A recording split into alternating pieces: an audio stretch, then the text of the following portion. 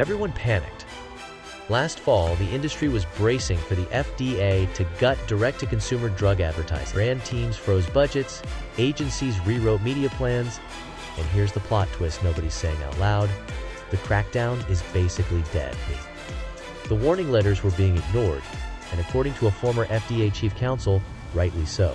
In this video, we'll explain why the DTC ad crackdown stalled and exactly what you should and should not change about your client's media plan because of it. Quick rewind.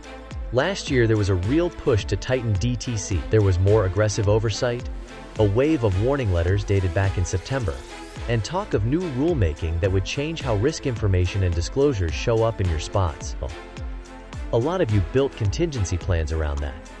Some clients pulled back DTC spend, waiting to see how hard the hammer would fall. Here's where we are now.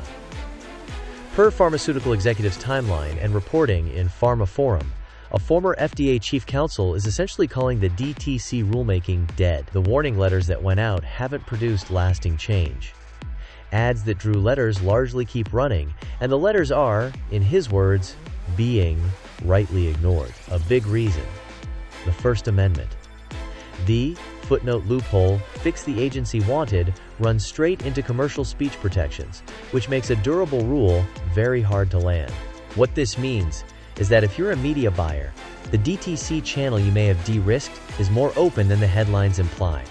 If you trimmed linear or CTV pharma flights anticipating a clampdown, that assumption needs revisiting.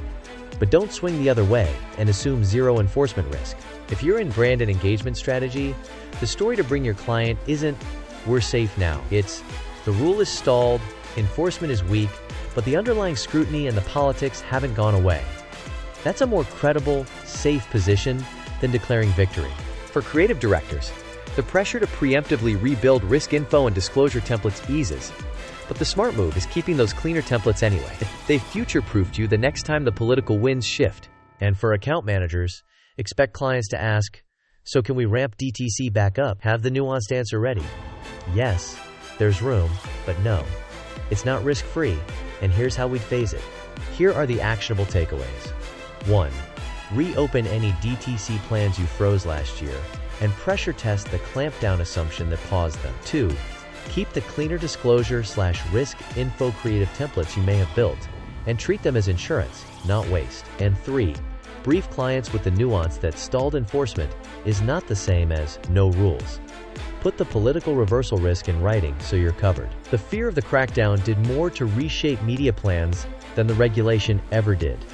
Don't overcorrect in either direction. Comment with where your DTC budgets landed this year. Froze, cut, or full speed? Subscribe so you know when the winds shift again.